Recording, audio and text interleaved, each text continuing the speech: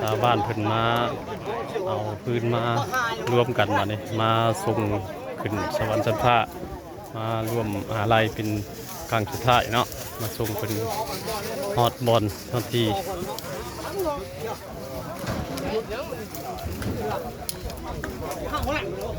ทำแต่แล้วตัวไปทำเลยนะมื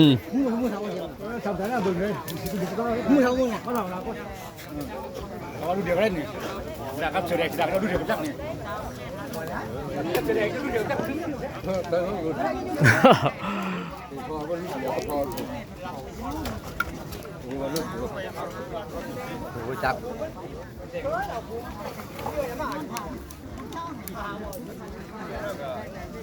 ใกล้เทียนบ่ใกล้รู้แล้ว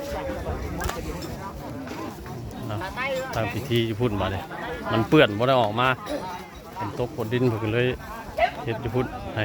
เจ้าพ่อเพิ่นนั่งสูตรญี่ปุ่น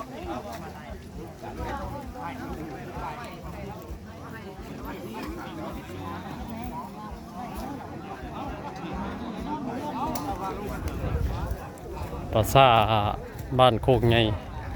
ปกตินี่กว้างเราเข้าไปทางในปกติมันยังหกเนาะ